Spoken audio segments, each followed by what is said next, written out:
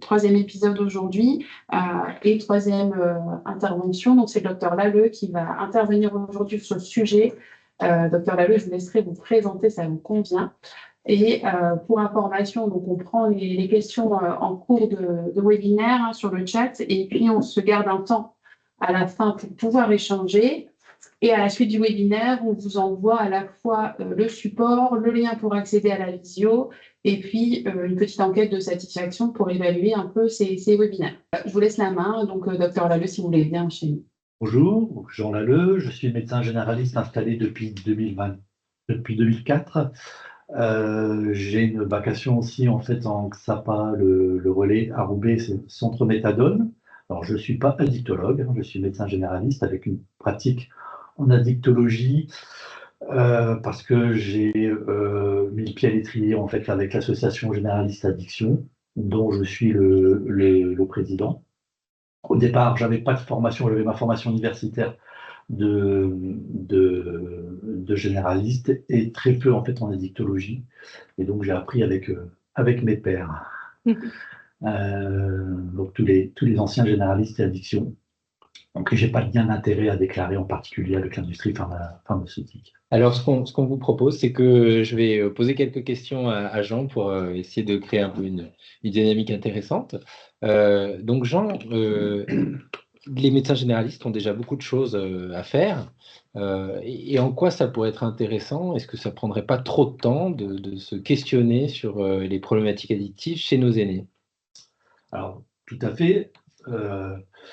C'est intéressant en fait de s'intéresser sur les consommations. Effectivement, en médecine générale, il faut tout gérer. En fait, ils ont leurs problématiques personnelles. Les patients viennent en fait avec leurs plaintes. J'ai mal ici, je dors pas, ça va pas, je suis déprimé.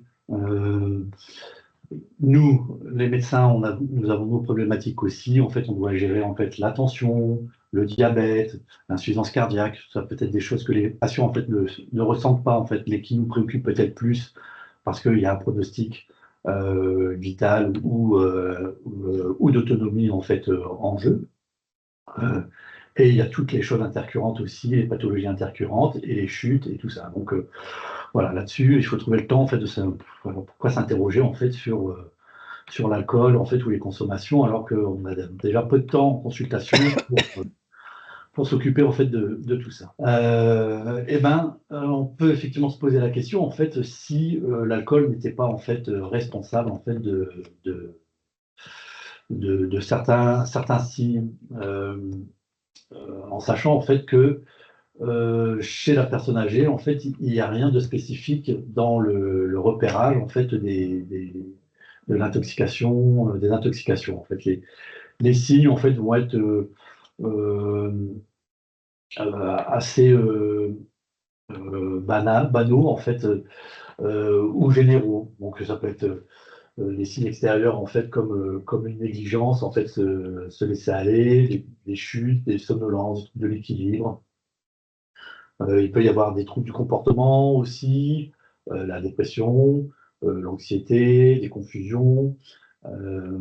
Tous les syndromes en fait gériatriques en fait dont on a évoqué dans le dernier webinaire en fait peuvent être en relation aussi avec l'alcool, mais il n'y a rien de spécifique. Et donc en fait, on peut voir que parmi ces signes et puis toutes ces problématiques addictives, elles peuvent rendre d'autant plus difficile à l'accompagnement des choses qui sont plus communes en médecine générale finalement. Gérer une hypertension artérielle quand la personne est dans une problématique de consommation d'alcool, c'est forcément plus compliqué. Oui, tout à fait. Surtout que l'hypertension peut être favorisée par cette consommation d'alcool. Il peut y avoir en fait une problématique aussi de prise de médicaments. En fait, il y a peut-être un manque en fait d'observance. Voilà. Et puis après, les effets de l'alcool en fait sur le système cardiovasculaire ou même le tabac ou les autres molécules. Est-ce que tu auras quelques indicateurs à nous donner, par exemple, chez des personnes, nos sujets âgés, nos aînés, en lien avec des consommations d'alcool? Donc, il y a eu des études hein, qui ont été faites. Donc les indicateurs en fait de troubles de l'usage liés à l'alcool, il y a notamment en fait donc des signes physiques, hein, donc les chutes, les traumatismes, les malaises, euh, les douleurs chroniques, notamment en fait articulaires, en fait les céphalées, les troubles digestifs aussi, toujours rien de spécifique en fait. Hein. Les troubles en fait de nutritionnels, hein, les dénutritions, la tolérance accrue à l'alcool aussi, hein, le fait de pouvoir consommer en fait de plus en plus en fait d'alcool en fait sans en ressentir en fait les effets en fait ou les signes. La réponse inhabituelle au traitement, notamment en fait les résistances à l'hypertension, par exemple, c'est quand même quelque chose qu'on peut rencontrer en fait en pratique. Et puis après les troubles en fait, les signes extérieurs en fait, hein, comme la négligence, le fait de ne plus s'occuper de soi, de plus se coiffer, de ne pas se laver, Peut-être des signes neuropsychiatriques associés? tout à fait. Hein. Désorientations temporo-spatiales, euh, les troubles en fait mnésiques, hein, donc quand même une plainte en fait assez fréquente en médecine générale et en médecine gériatrique, mais toutes les dysfonctions en fait cognitives qui peuvent être associées, les troubles du sommeil, hein, troubles, difficultés d'endormissement ou les réveils nocturnes, accompagnés à l'inverse d'une somnolence en fait diurne, les troubles anxio-dépressifs et les variations d'humeur. Il y a peut-être des signes sociaux aussi qui peuvent nous alerter. Alors après, oui, effectivement, et c'est parfois l'entourage du coup en fait qui alerte en fait sur ces signes-là en fait, hein, notamment en fait difficultés familiales, financières ou légales. Alors ça peut être notamment en fait dans les pathologies liées en fait aux jeux pathologiques. Hein, il peut y avoir des problématiques financières en fait importantes, l'isolement social, le repli, euh, les difficultés de compliance, mais aussi pour le suivi, en fait, prendre les rendez-vous, se déplacer, aller au rendez-vous. Euh, les, les difficultés liées aux soins du domicile, hein, le ménage, en fait, qui est le domicile qui n'est plus entretenu, et la non-réalisation aussi, en fait, des démarches administratives. Mais donc là, on voit qu'il y a un certain nombre de signes qui peuvent nous alerter. Donc on pourrait se dire, face à ces signes, ce serait intéressant d'essayer de repérer un trouble lié à l'usage d'une substance psychoactive. Et en fait, des fois, on est confronté à une forme d'appréhension. Ça peut être comme obstacle pour ce repérage chez nos usagers? Alors, les différents en fait, obstacles au repérage, en fait, ils sont liés en fait, soit aux patients, soit aux soignants, soit à l'entourage.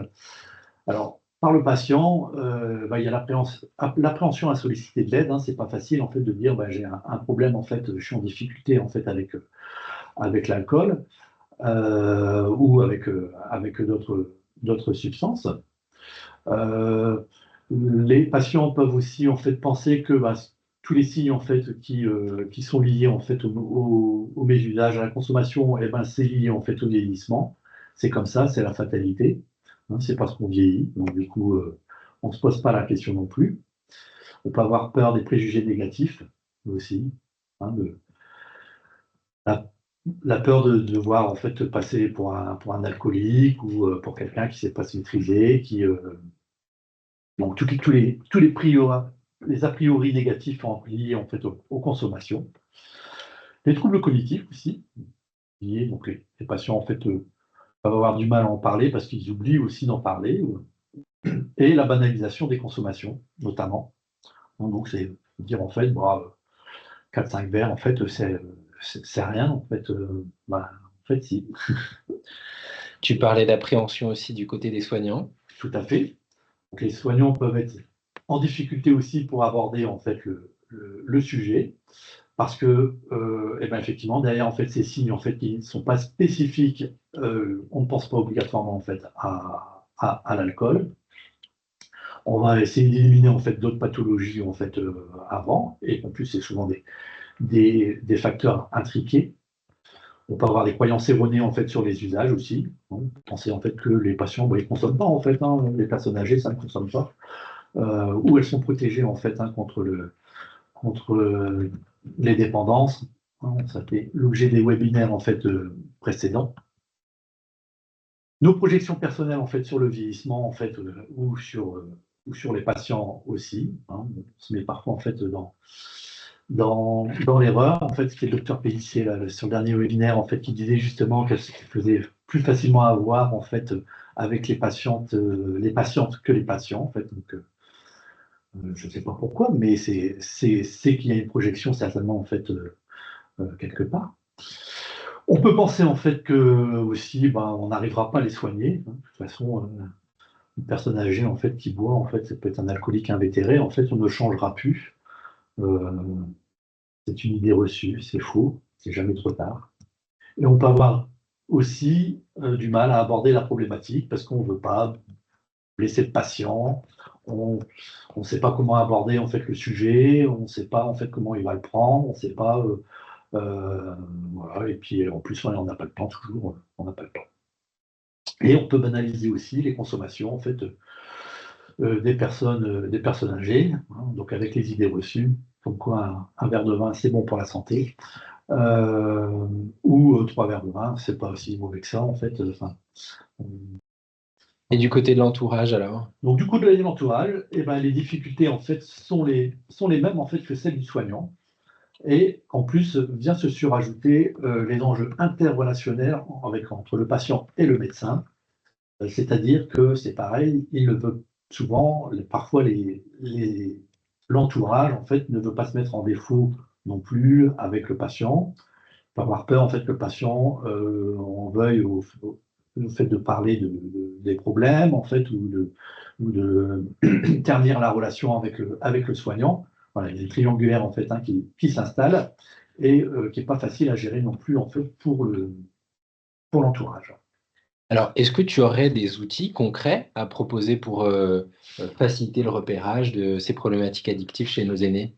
Donc, il y a plusieurs outils en fait de repérage en fait qui existent.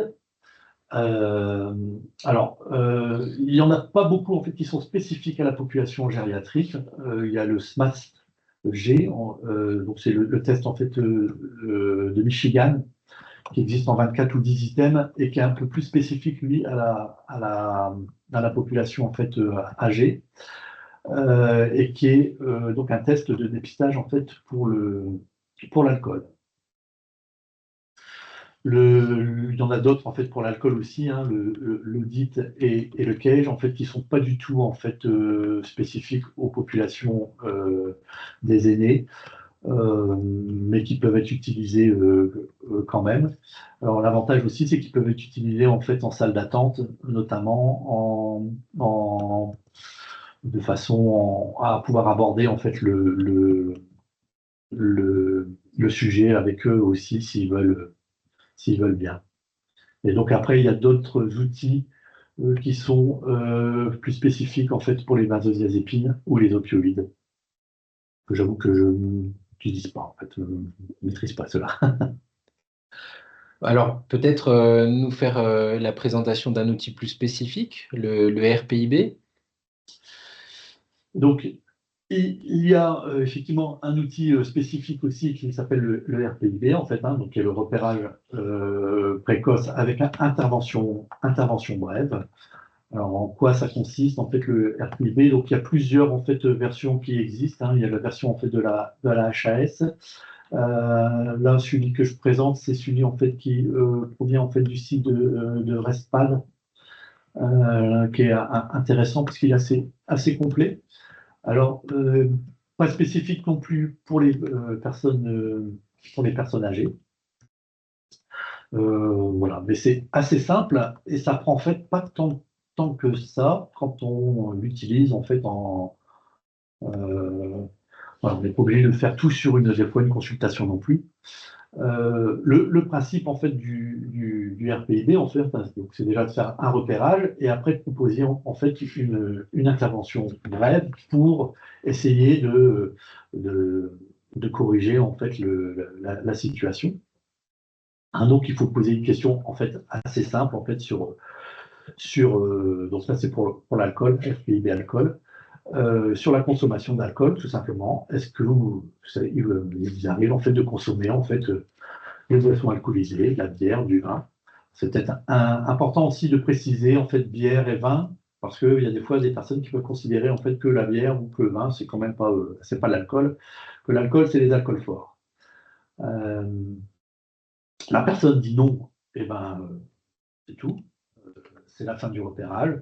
Soit c'est parce qu'elle ne veut pas aborder en fait la situation, le problème, et à ce moment-là, on pourra y revenir en fait plus tard, ou soit c'est parce qu'il n'y a pas de problème du tout, il n'y a pas de consommation, et à ce moment-là, le repérage est terminé. Si elle répond oui, à ce moment-là, on peut utiliser un outil de repérage en fait pour savoir évaluer un petit peu en fait alors pas la consommation, mais un petit peu savoir en fait où en est la personne avec l'alcool en fait. Quelle est sa relation avec l'alcool? Est-ce que il y a un mésusage en fait, ou une dépendance, ou juste une consommation excessive, ou une consommation en fait, on va dire non problématique.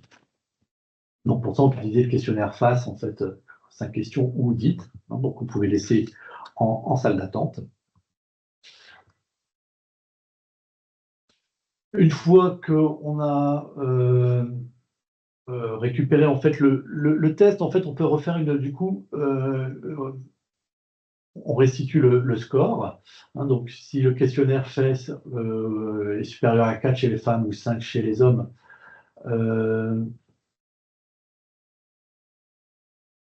ou pour l'audit, 6 chez les femmes, 7 pour les hommes, le patient n'est pas dans un niveau de risque important.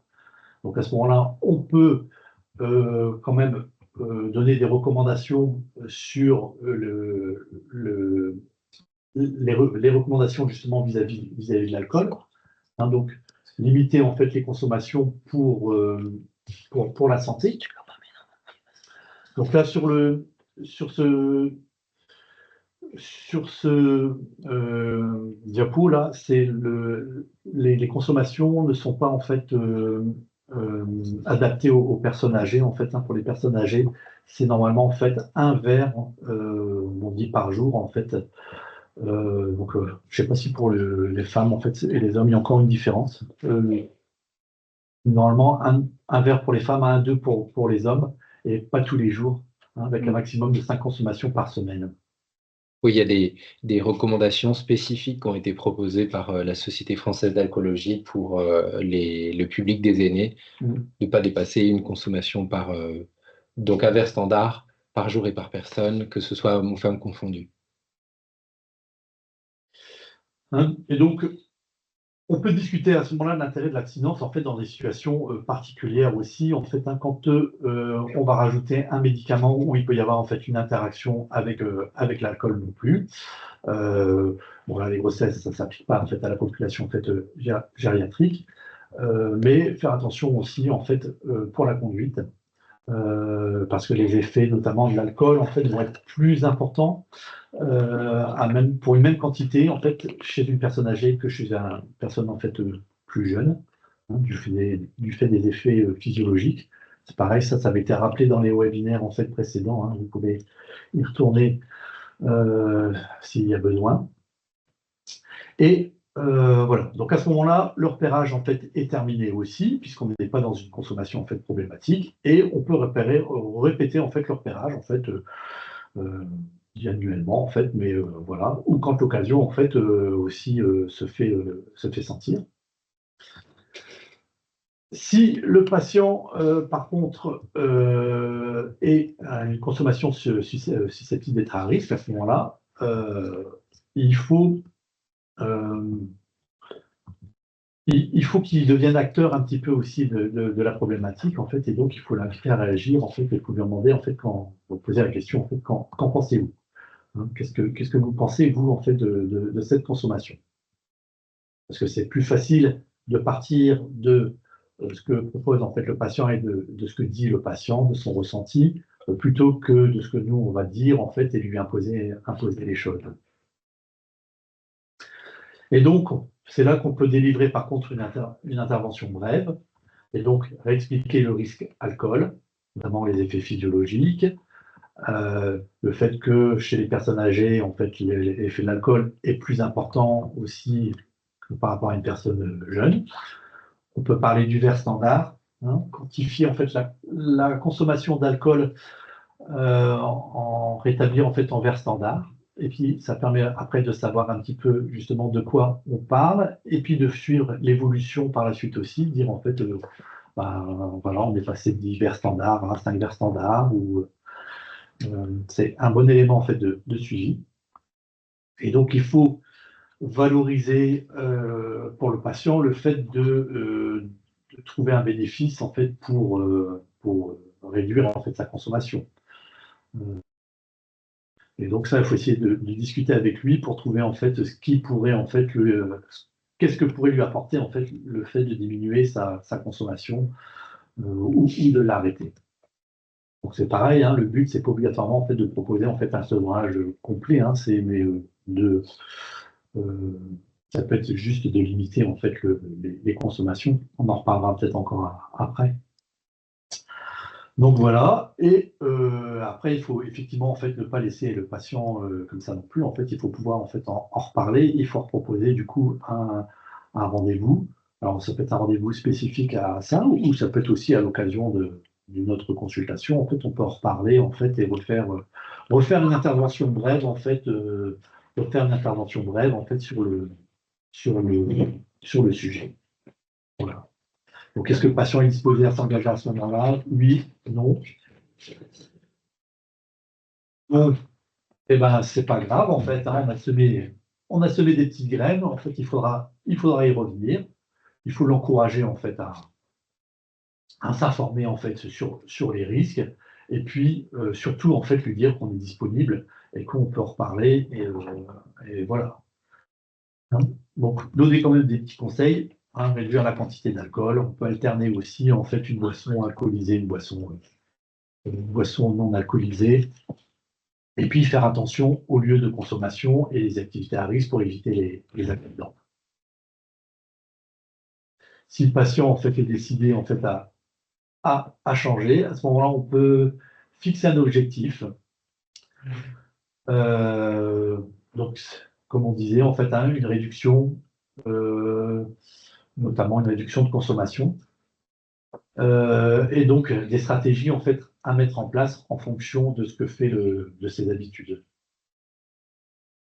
Voilà, et on peut remettre des documents de présentation, des documents en fait de prévention qu'on peut obtenir notamment en fait auprès de l'INPES en fait, hein, et du RESPAD. Ou du RESPAD aussi, voilà. Et voilà, et donc se donner la possibilité de réévaluer en fait à une autre consultation. Hein, donc je pense que c'est même pas donner la possibilité, je crois qu'il faut réévaluer.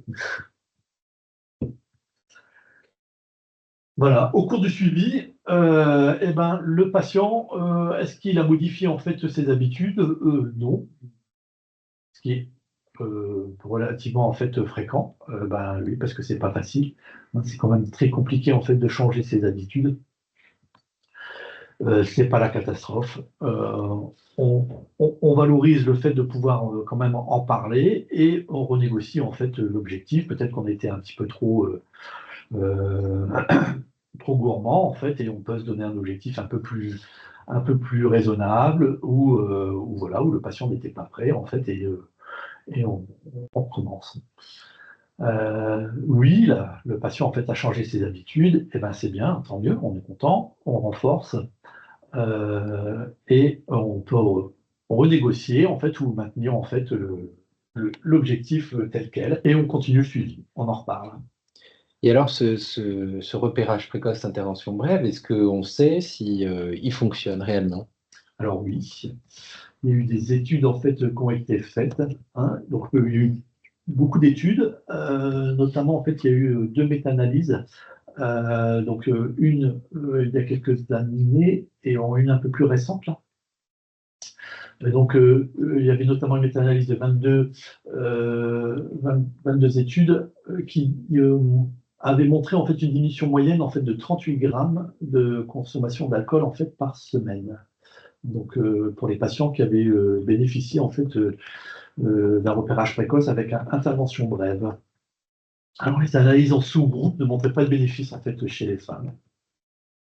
Alors, on n'a pas d'explication en fait pour ça. Est-ce qu'il y a un biais en fait ou voilà.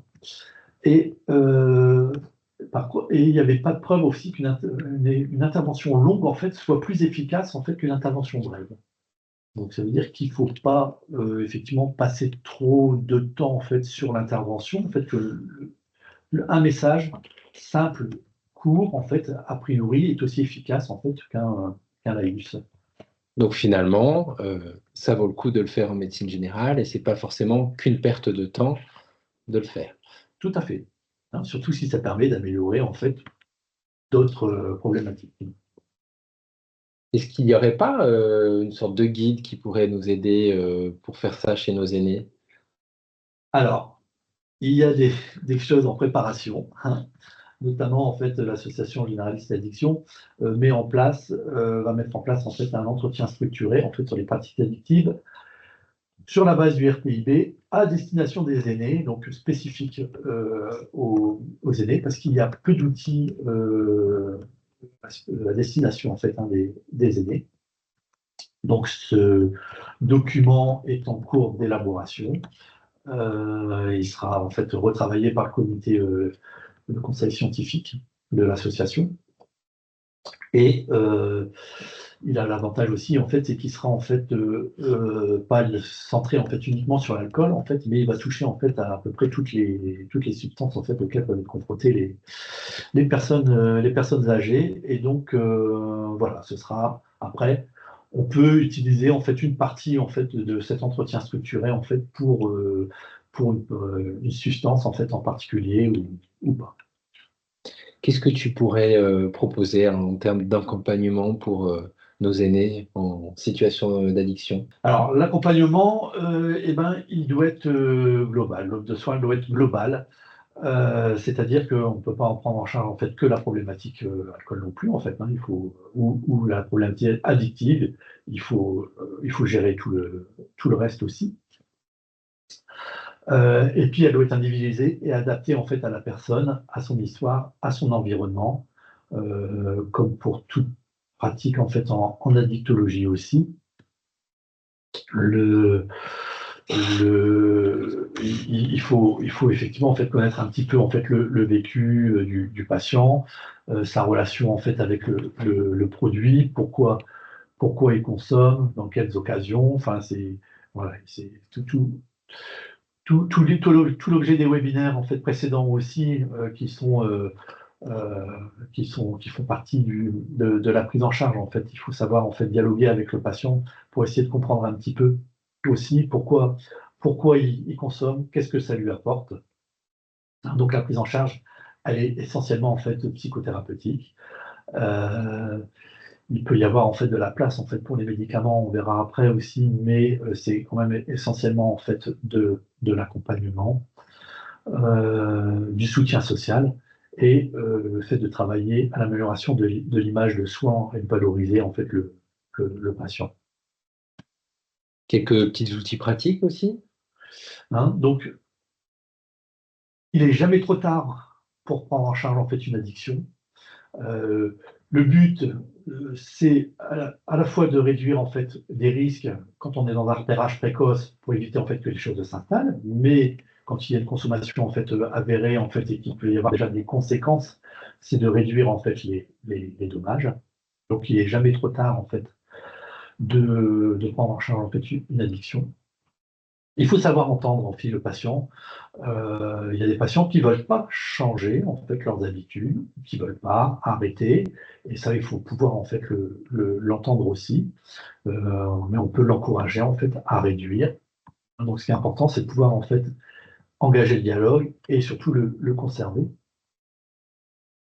Voilà. Une chose aussi, c'est d'éviter en fait que des dépendances s'installent. Et donc, nous, on a une responsabilité en tant que médecin aussi dans nos prescriptions avec certains médicaments, en fait, hein, qui peuvent entraîner des dépendances, en fait, assez rapidement, notamment les hypnotiques, les benzodiazépines.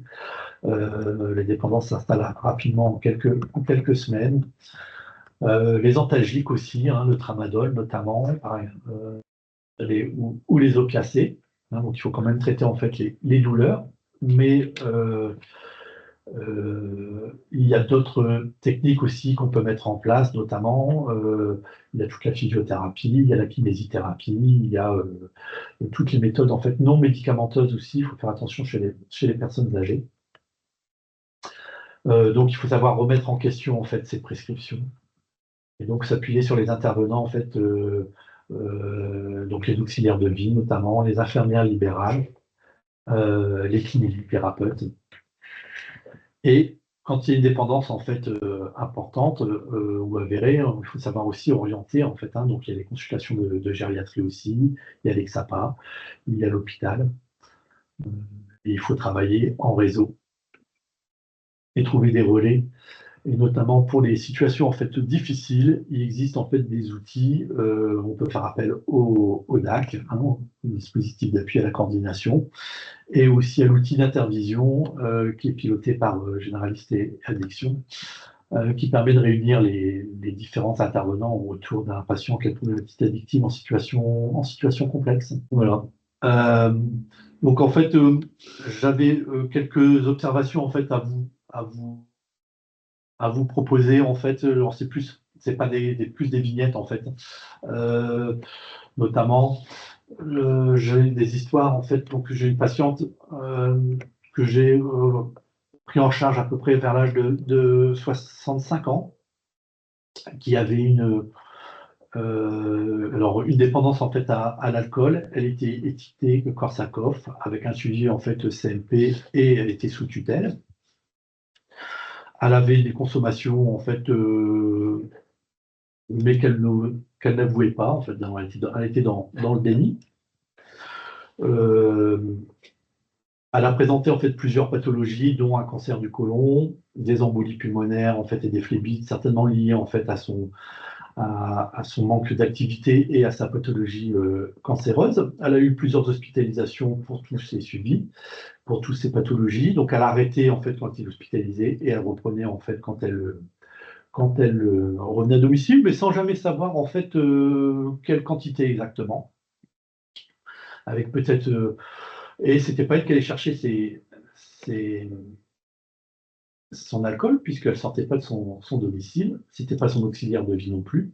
Donc c'était un voisin en fait qui lui rapportait en fait son alcool en fait et qui consommait en fait avec elle aussi, parce que comme ça il n'était pas seul non plus.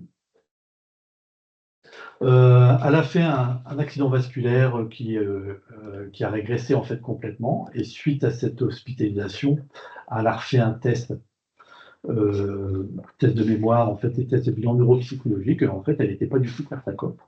Donc certainement en fait que ces signes cliniques en fait étaient liés à sa consommation en fait d'alcool.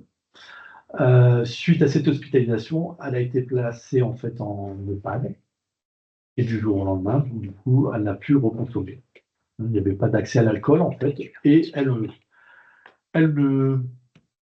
est très bien comme ça justement. Elle est contente, elle est débarrassée, elle n'en a plus aucun besoin.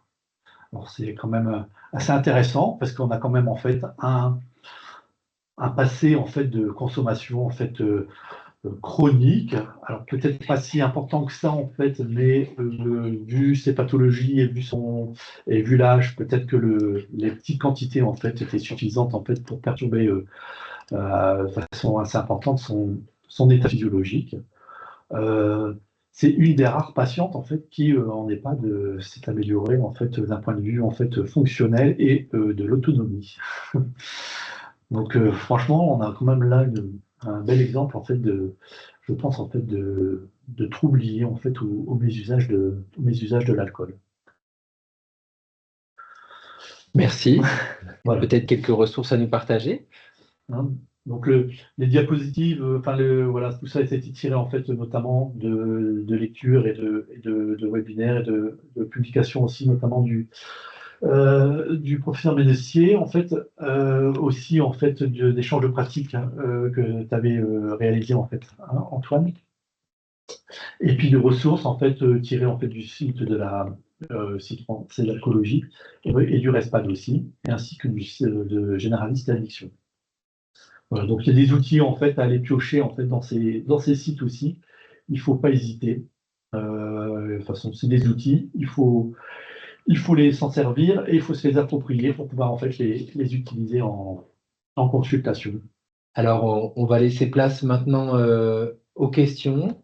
On va essayer de trouver le moyen de vous partager la diapositive avec l'évaluation du webinaire. Je ne sais pas s'il y a des questions dans le chat ou des personnes qui voudraient ouvrir leur micro pour poser une question. Oui, bonjour, Corinne Loison d'Académie Santé du Ferrand. Je suis gériatre de formation. Par rapport à votre cas clinique, j'ai travaillé plus de 20 ans en EHPAD. L'une des difficultés que j'avais, c'était dans les droits et libertés de la personne âgée et la limitation d'accès aux boissons alcoolisées, sachant qu'on ne peut pas l'interdire en EHPAD, que donc il y a la confrontation de ce que d'autres ont à table et pas à table, et donc des difficultés pour les soignants à faire respecter quand on arrive à les convaincre de l'utilité de ne pas donner d'alcool à la personne âgée. Et je voulais savoir si vous avez des expériences par rapport à ça, des méthodes d'approche, ou comment on peut amener à cette pratique de dire qu'en EHPAD, dans le cadre du soin, la non-consommation d'alcool peut devenir une prescription, voire une recommandation. Et est-ce que ça doit être une prescription? Est-ce que ça reste une recommandation avec toute cette ambivalence avec droit et liberté? Oui, alors les patients, effectivement, de toute façon, ils sont libres, donc ils sont libres de consommer ou pas consommer. On ne peut pas leur interdire, en fait, même en EHPAD. Alors après, en EHPAD, il peut y avoir un règlement intérieur qui peut interdire, en fait, la consommation, en fait, d'alcool, en fait, sur le site de restauration, hein, dans la salle à manger. Après, dans leur chambre, dans leur logement, ils sont, en fait, ils sont chez eux et là, ils peuvent faire ce qu'ils veulent. Maintenant, une personne qui consomme de façon en fait chronique, il faut faire attention, il ne faut pas faire un sevrage brutal en fait, hein, c'est délétère. Donc généralement, les personnes qui sont en EHPAD, elles sont quand même en fait pas autonomes, et c'est pas elles qui vont aller chercher du coup l'alcool en fait, hein, c'est l'entourage en fait qui va du coup qui va aller la ramener. Et là, il y a peut-être une discussion en fait à faire avec l'entourage aussi. Moi, j'ai jamais été confronté en fait à cette problématique dans les EHPAD dans lesquels j'interviens. Je ne sais pas comment ils gèrent l'alcool en fait, mais j'ai jamais été confronté personnellement à cette problématique. Je ne sais pas si je réponds un peu à votre question. Si, tout à fait. Merci. Non, mais je pense que c'est important là, du coup, en fait, d'engager le dialogue avec l'entourage, hein, puisque là, du coup, le frein, à mon avis, c'est plus l'entourage en fait que le patient. Alors, ça peut être le patient qui réclame aussi. Voilà. J'ai un patient en fait qui est alors qui est pas en EHPAD, qui est à domicile, qui est dépendant, qui est grabataire, et que suite à une hospitalisation, il a intégré le logement en fait de son fils. Il est complètement dépendant. Il avait une problématique en fait d'alcool, et notamment sa dépendance est liée en fait à l'alcool. Il a une encéphalopathie alcoolique. Depuis qu'en fait il est chez son fils, en fait il boit plus d'alcool parce que son fils lui donne en fait du jus de raisin et plus de vin. Et donc voilà, et ça lui va comme ça. Donc ça peut être une solution aussi, c'est de substituer en fait l'alcool en fait par une autre boisson. Et je rappelle, hein, toujours pas de sevrage brutal hein, chez les personnes en fait consommation. S'il y a une dépendance en fait, donc pour ça on a des tests, on a des objets en fait des tests en fait d'évaluation aussi, hein, notamment euh, le test mince, j'ai oublié, j'ai mon bout de la langue. Pour le sevrage, le Cushman. Le Cushman, voilà. Le test de Cushman en fait pour évaluer en fait hein, le risque de complications en fait liées au sevrage et le suivi du sevrage. Quand vous abordez la consommation de boissons alcoolisées et l'importance de diminuer, il vaut mieux proposer d'abord un jour d'abstinence ou diminuer sur la journée? Ou l'un ou l'autre? Est-ce qu'il y a une approche en particulier qui est préconisée justement pour être sur une diminution progressive sans favoriser le sevrage? Qu'est-ce qui est mieux, de proposer d'emblée un jour sans ou de diminuer à la journée ou laisser au choix? Alors, je pense que ça, il faut en discuter un petit peu avec le patient aussi, et puis ça va dépendre un petit peu en fait de ses habitudes de consommation. Si c'est un patient qui a l'habitude de consommer en fait tous les jours et de façon excessive, lui demander en fait d'emblée un jour d'abstinence, c'est peut-être difficile. Et donc peut-être demander déjà en fait de diminuer, en fait de réduire. Et après, en fait, ce sera peut-être l'étape d'après de réduire en fait de mettre un jour d'abstinence. Si c'est quelqu'un qui n'a pas l'habitude de boire tous les jours, à ce moment-là, le jour d'abstinence, c'est lié en fait de temps en temps. Donc on peut très bien dire en fait, effectivement, voilà. Mais je pense que ça me paraît difficile de mettre d'emblée chez quelqu'un qui a l'habitude en fait de consommer en fait de façon quotidienne et depuis longtemps un jour en fait un jour d'abstinence. Ça peut être faisable en fait, hein, mais je pense que après il faut que la personne elle se sente capable en fait de le faire aussi. Si c'est pour mettre en difficulté le patient non plus, la fois d'après il ne voudra peut-être plus en parler non plus. Voilà, c'est pas le but, c'est pas le but non plus en fait bon. D'une manière générale, on peut dire qu'en addictologie, le plus intéressant, c'est de construire l'approche avec la personne qu'on accompagne et de pouvoir faire avec elle initialement une évaluation et de construire des objectifs avec elle et de la faire adhérer le plus possible à ce projet-là. Donc, si elle adhère d'emblée à l'idée d'un jour sans consommation, ça peut être tout à fait intéressant à proposer. Si toutefois elle ne se sent pas capable, peut-être il faut imaginer des micro-objectifs avant de mettre ça en place pour lui permettre peut-être à un moment donné de passer à un jour sans consommation. Mais pour revenir à la première question, l'autodétermination prévaut sur la prescription médicale tant qu'il n'y a pas d'argument qui permet de dire que la personne n'est plus en capacité de définir les choses par elle-même. Est-ce que vous m'entendez? Oui. Oui. Est-ce que, bonjour à tous, est-ce que ça vous arrive avec vos patients d'aborder la question du plaisir, c'est-à-dire qu'est-ce qui leur ferait plaisir? Parce que finalement, par quoi ils pourraient remplacer, tu évoquais, Jean, tout à l'heure, le patient qui boit du vin à la place, du jus de raisin à la place de son vin.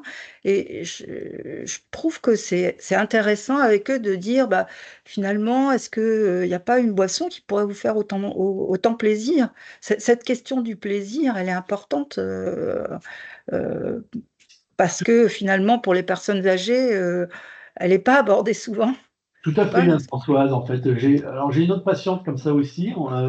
Donc là, j'avais fait en fait un repérage aussi en fait parce qu'elle avait une hypertension en fait qui s'était installée et puis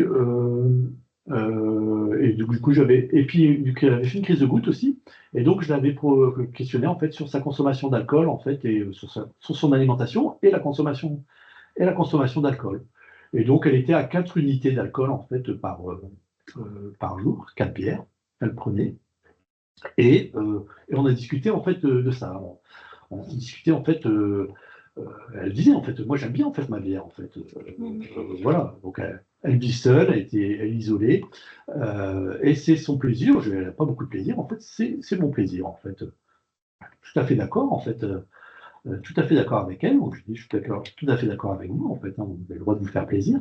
Voilà, mais 4, ça fait peut-être beaucoup vis-à-vis en fait des recommandations. En fait, on pourrait en fait peut-être s'en garder en fait une pour plaisir, en fait, déjà réduire en fait, voilà, parce que au-delà de 4, enfin à 4, peut-être qu'il y a plus autant de plaisir en fait. La première, oui, fait plaisir en fait, et les autres questionner là-dessus.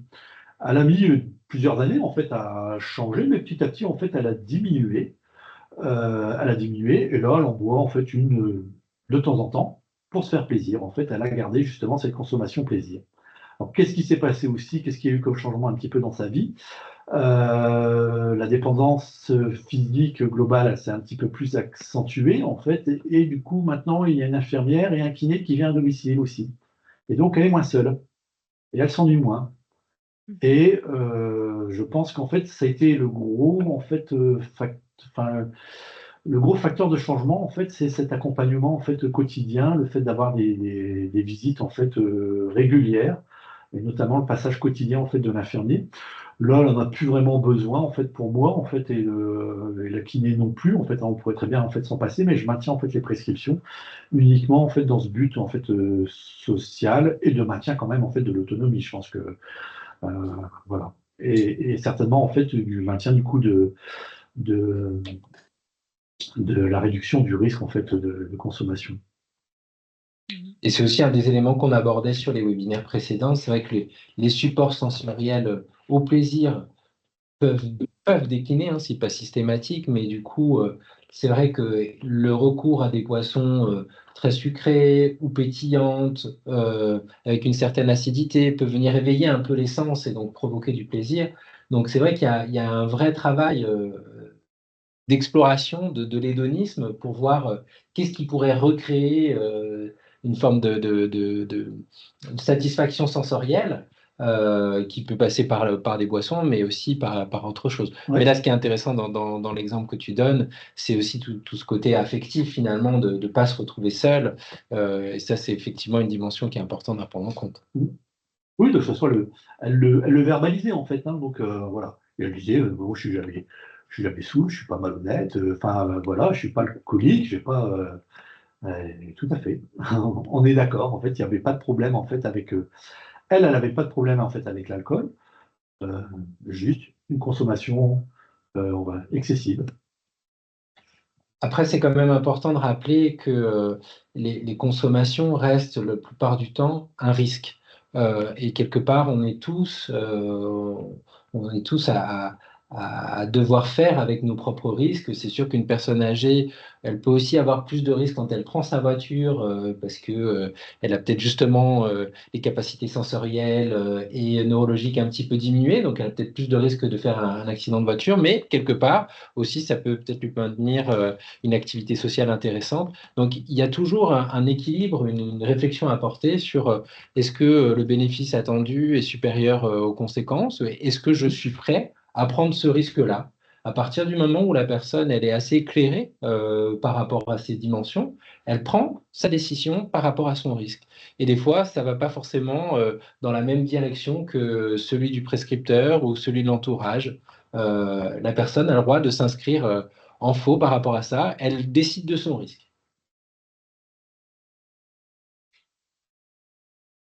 D'autres commentaires, questions? Ouais, bonjour Thomas Vanlatten du DAC du Ferrin. Merci beaucoup docteur Lalleux et Antoine pour l'intervention. Juste, j'ai pas bien saisi, et peut-être désolé, un petit moment d'inattention sur le côté efficacité pour les femmes.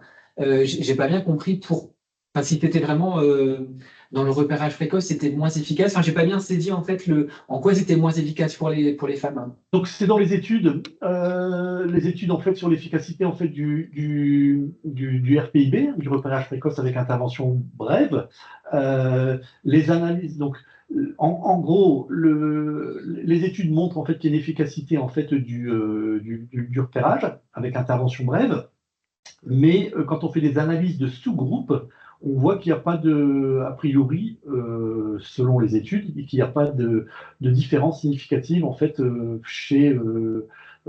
pour les femmes en fait dans la catégorie des femmes. Mais par contre, les auteurs ne savent pas expliquer non plus en fait la raison. Il n'y a pas de voilà. Donc, est-ce que c'est lié en fait après au hasard ou pas en fait, hein, donc c'est des analyses en fait statistiques aussi, hein, donc voilà. Il faut aussi avoir en tête que le ratio de personnes qui consomment de l'alcool est beaucoup plus important chez les hommes que chez les femmes. Donc, ça peut peut-être aussi expliquer, si on avait un groupe beaucoup plus important de femmes, peut-être que ça aurait permis de le rendre significatif à cet endroit-là. Pour autant, la démarche de faire du repérage et de proposer une intervention, elle reste pertinente, quel que soit le genre. D'accord. Oui, voilà, voilà. Moi, ça fonctionne avec une patiente. Alors, juste une expérience personnelle. Ça peut pas faire preuve, en fait, c'est pas une preuve scientifique, mais ça lui a apporté, a priori, quelque chose. En fait, les Merci beaucoup. femmes se cachent plus et c'est plus difficile pour les médecins de faire du repérage précoce. Et donc, il faut surtout insister pour que ça continue à se faire, je pense, parce que Oui, effectivement, la façon dont tu le disais, Jean, on pourrait penser que c'est pas efficace, mais si, bien sûr que c'est efficace. si, Et c'est bien efficace. sûr qu'il faut le faire. Et je pense que les auxiliaires de vie en particulier ont un rôle fondamental pour mettre les femmes en confiance et pour qu'elles puissent en parler et faire le relais après avec les généralistes. Et pour ça, les DAC, je pense qu'ils sont vraiment très, très importants parce que ça permet de toucher des personnes qui sont directement en lien avec, en particulier les femmes, quoi. Oui, et puis il y a peut-être des biais aussi en fait culturels en fait. Un homme qui boit, on va dire en fait c'est normal en fait. Voilà, c'était normal en fait dans une certaine époque. Les femmes ne buvaient pas, ne doivent pas boire en fait, et c'est il y a peut-être un côté un peu plus honteux en fait chez les femmes. Du coup, dans la représentation en fait, dans la représentation vis-à-vis de l'alcool notamment. Hein. Donc ça peut être des explications. Et ça fait partie des biais, justement, en fait, et des difficultés à aborder les sujets. Voilà.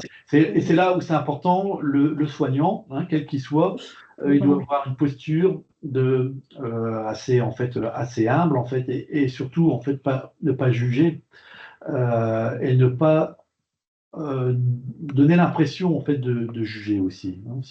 Et donc, voilà, c'est bien c'est bien de s'appuyer sur, par exemple, les vers standards en fait et les recommandations en fait pour dire en fait, bah, c'est pas moi en fait qui dit en fait, c'est les études, c'est la science en fait qui dit que la consommation en fait elle est excessive en fait, c'est pas moi qui pense en fait que vous buvez trop.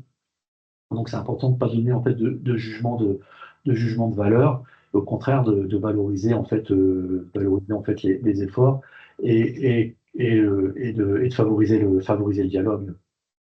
Je pense que c'est quand même une des qualités premières en fait du soignant. Et si on veut en fait avoir du résultat, faut pas être contre-productif.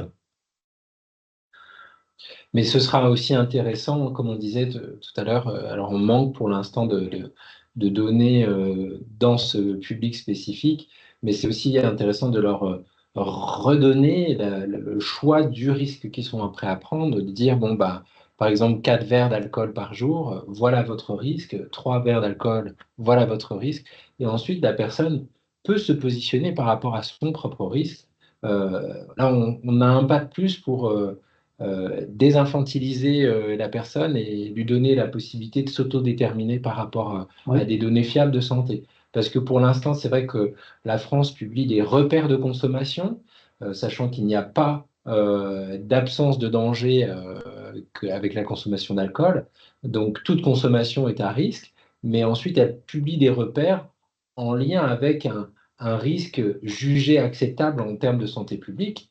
Mais à l'échelle individuelle, ça n'a pas tellement de sens. Il faut permettre à la personne de se positionner par rapport à ce risque. D'autres commentaires, d'autres questions?